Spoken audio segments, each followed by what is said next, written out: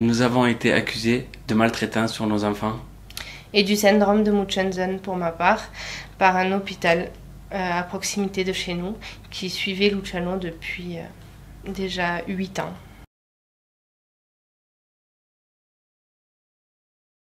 Notre fils s'appelle Luciano, il est âgé de 8 ans et il est atteint de la maladie de Poix. La POC, ce que c'est une pseudo-obstruction intestinale chronique, une maladie rare, digestive. Depuis qu'il est tout petit, il a son intestin qui se met en occlusion sans qu'il y ait de problème mécanique. Aux images, on ne le voit pas forcément, en fait ça se bloque, ça se paralyse. Aujourd'hui, c'est un enfant qui ne peut pas manger normalement, donc il est nourri artificiellement par une voie centrale. Il a un petit cathéter relié à son cœur qui permet de lui passer des nutriments 18 heures sur 24. Il a de très nombreux soins quotidiens avec des injections de médicaments faites par les infirmières. Il n'y a pas de traitement curatif, il faut juste l'aider à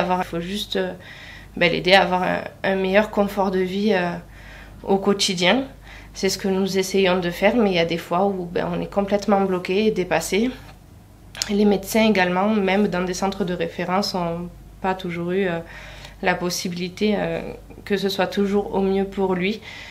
Mais en tout cas, c'est ce qu'on essaye de faire au quotidien. Il faut savoir qu'on habite vraiment à 10 minutes de l'hôpital, qui est quand même un grand hôpital. Donc il est suivi à proximité de chez nous depuis. Et il y a un centre de référence plus loin, auquel nous allons de temps en temps faire des consultations. Cette accusation, elle est venue un petit peu brutalement en fait, puisque ça a commencé que Luciano était hospitalisé, c'était très compliqué. Sa situation médicale est pluridisciplinaire, donc c'est plusieurs médecins qui s'occupent de lui. Ces médecins-là n'étaient pas forcément d'accord à chaque fois. Du coup, il a perdu son suivi, le suivi de sa maladie principale, en fait, à proximité de chez nous. Donc la situation est dangereuse aujourd'hui pour Luciano.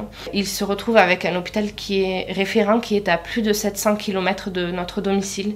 Donc il est suivi par photo. C'est-à-dire que lors des infections ou tout ça, tout ce qu'il a, on envoie régulièrement des photos parce que souvent ça dépasse le cadre du médecin traitant, puisque Luciano a vraiment des spécificités, les traitements sont en intraveineux, c'est pas des choses qu'on peut faire facilement en libéral, on est très limité. Malheureusement aujourd'hui la situation a fait que Luciano n'a plus de circuit court comme il avait avant quand il bénéficiait de cette équipe.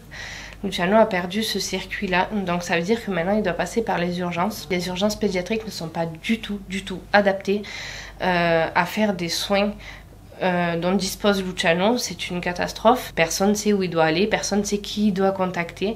C'est dangereux pour lui. Il est resté l'an dernier plus de 24 heures sur un brancard au milieu des urgences avec des soins stériles, avec une peau brûlée, avec du pipi, du caca qui coulait partout. Ils n'avaient pas le matériel, ils ne savaient pas faire. Il a fallu que...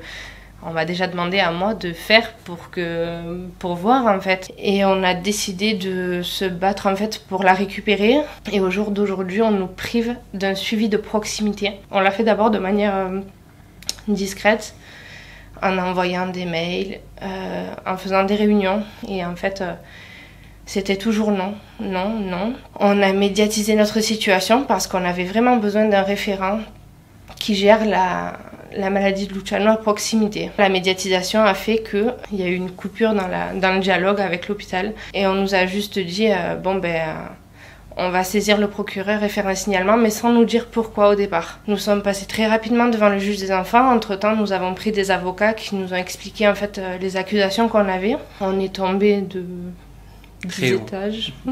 Je sais pas comment on peut dire ça. On m'a accusé du syndrome de Munchausen. Le syndrome de Munchausen, c'est une pathologie psychiatrique. C'est le syndrome de Munchausen par procuration. Ça voudrait dire qu'on rend malade consciemment ou inconsciemment l'enfant ou la personne, faisant des gestes ou des soins dangereux pour la personne qui peuvent mener même jusqu'à un état de mort. Il n'y a pas de but en fait dans cette maladie, je crois. À ce qu'on a compris, en fait, c'est même pas, la personne n'est pas consciente de ce qu'elle fait, pas forcément. Moi, on m'a accusé de revoir en quelque sorte mon rôle de papa, si j'en étais capable de m'occuper correctement de mes enfants.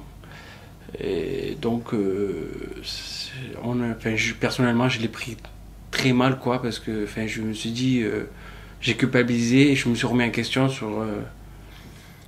sur le rôle de père que je pourrais apporter à mes enfants, quoi, en sachant que mes enfants manquent de rien. On fait en sorte qu'ils soient accompagnés tous les jours et comme il se doit. Notre fils a cette maladie qui était reconnue par notre hôpital de proximité sans avoir de précision de pourquoi. Et le fait qu'on n'arrivait plus à trouver de dialogue en demandant un médecin référent pour notre enfant a fait que l'hôpital en fait ont essayé d'abord de trouver des solutions avec nous pour qu'on arrête de manifester. Et on a refusé tant qu'on n'avait pas ce qu'on avait, donc la sécurité de prise en charge de notre enfant, on a refusé de s'arrêter. Et ils ont fait ce signalement qui était le seul à pouvoir aussi stopper nos démarches que nous avions entreprises auprès de l'ARS. Ça a vraiment tout stoppé parce que si c'est la maman qui est folle et que le papa n'est pas en capacité de gérer, en fait la solution est vite trouvée, le problème vient des parents et donc du coup l'enfant n'a plus à s'en occuper puisque même s'il a cette maladie, elle est fausse la maladie en fait. Donc si on arrête tout, l'enfant redevient bien, si j'ai bien compris. Quand j'ai été accusée de ça, j'ai été démolie. Je me suis renfermée, je faisais que pleurer. Je crois que j'ai jamais autant pleuré de ma vie en fait. Je me suis remise en question mais en totalité. Qu'est-ce que je valais en tant que mère? La seule chose que je savais et que je sais toujours et que j'en aurai toujours la certitude, c'est que j'aime mes enfants au-delà de tout ce qui est inimaginable et que je donnerai ma vie pour eux et que je ne leur ai jamais fait de mal et que je ne comptais jamais leur en faire. Mais ça, il fallait aussi le prouver. Moi, je l'ai très mal vécu, je le vis très mal aujourd'hui encore parce que j'ai eu pour ma part beaucoup de rendez-vous pendant l'enquête qui a été demandée par la juge.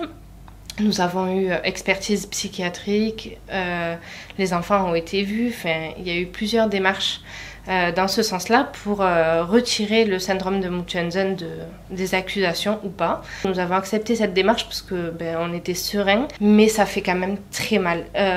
Aujourd'hui, je suis encore blessée par ça, même si j'entends beaucoup de retours dans oui, mais ça a été fait parce qu'il fallait que vous vous retiriez, parce qu'il fallait arrêter de médiatiser, les hôpitaux n'aiment pas être montrés du doigt. Donc beaucoup nous ont aiguillés dans ce sens-là, nous ont dit c'est cette démarche-là qui a été faite en ce signalement.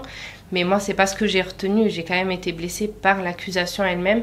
Et même si je suis sûre de moi, et même si toutes les expertises ont prouvé que je n'avais pas le syndrome de Munchausen et que Luciano est malheureusement réellement malade, j'ai encore mal au jour d'aujourd'hui. Il est difficile de se reconstruire quand même après ça. La situation actuelle, elle est toujours très compliquée parce que du coup, l'hôpital n'a toujours pas donner de médecins référents à proximité de chez nous. Nous avons appris très récemment que Luciano aurait dû subir des soins quotidiens très spécifiques depuis plus d'1 an.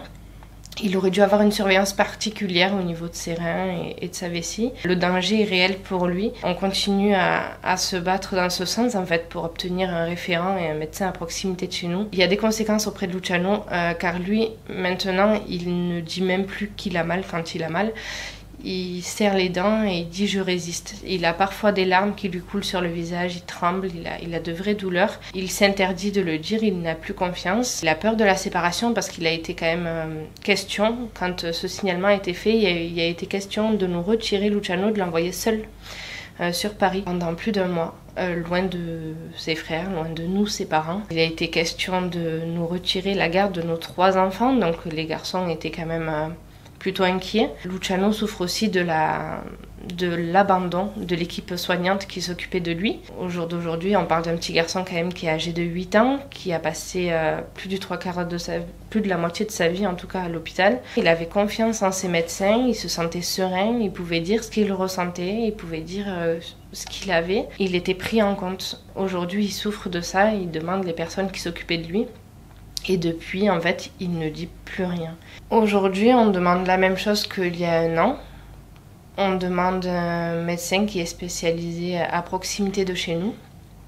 On demande à être en sécurité, être serein, que nos infirmières libérales aient de quoi se reposer quand elles sont inquiètes et non pas contacter un hôpital à 750 km de chez nous qui ne peut pas évaluer par photo et qui n'écoute pas forcément les dires des soignants à proximité parce qu'ils ne le visualisent pas réellement. Donc ce qu'on demande aujourd'hui, c'est vraiment cette sécurité-là. On veut une sécurité dans la prise en charge de notre fils, on veut une sécurité dans son suivi. On veut pouvoir se dire que Si demain il a de la fièvre, il va pas bien. Nous sommes passés à nouveau du coup devant le juge à la fin de cette procédure, le 5 octobre, qui a acté un non-lieu. Tous les rapports psychologiques et psychiatriques ont montré que nous ne sommes pas dans la victimisation, c'est pas ce qu'on cherche, on sait ce qu'on vit, ça fait mal. Tout le monde a un combat et celui-ci c'est le nôtre. Mais nous sommes dans la demande de quelque chose de normal, la sécurité de notre enfant. Donc aujourd'hui, ce procès a montré qu'il n'y avait aucune carence et aucune maltraitance auprès de mes enfants, que bien au contraire, nous faisions le maximum. Alors on n'est pas des parents parfaits, ça n'existe pas, bon, pas que je sache, mais en tout cas on fait au mieux tous les jours pour mieux faire en fait, et pour les accompagner, les aider à grandir et surtout pallier à leurs besoins.